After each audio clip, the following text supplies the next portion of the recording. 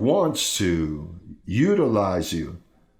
When you speak to a companion, when someone sees, not that you're perfect, but when someone sees how you proceed, how you're proceeding, how you treat and deal with things, in the way that you conduct yourself, someone has to notice that, how you're living. Not the way you comb yourself or what powder you use. That's flesh. It's a way you proceed, how you treat others in your job. There is something people have to notice in you. That is a conduct in the way you proceed, and we have to occupy ourselves in that, because people sooner or later are going to say why you are the way you are. I've noticed that the way you conduct yourself is different. Because, listen to me, if you're not bearing fruit, you are eating the letter.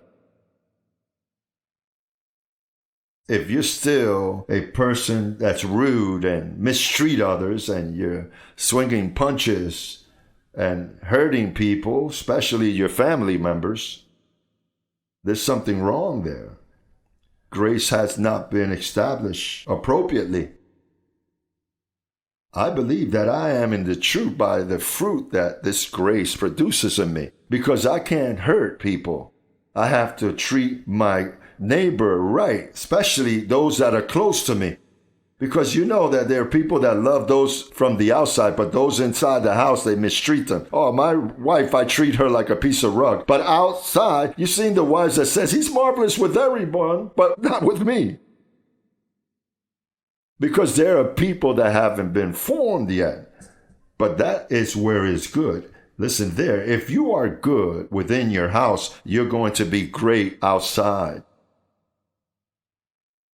Listen, sometimes there are exceptions. There are things that sometimes grace uncovers, and then, well, sometimes there's separations. Things that have to happen, but when you put your feet and place them on the earth, you are in peace. You have to have self-dominion. What is self-dominion? Self-dominion that dominates the devil, dominates the flesh.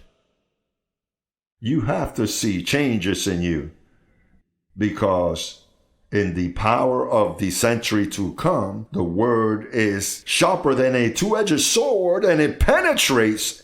Oh, that sword likes to penetrate. It doesn't sit on the side being sharpening. What it's looking is for a moment to penetrate, and begins to discern.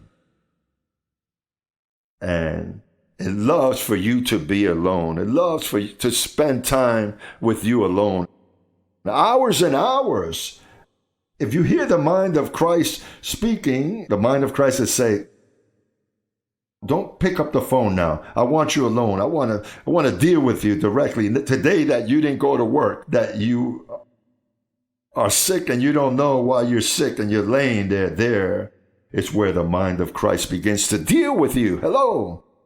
That's where he begins to deal with you. There's people that don't know how to be alone. The important is to be alone when the mind of Christ grabs you and asks you, why are you doing this and that? And it begins to ask you questions. And then it peels you. Well, it's a two-edged sword. It peels you.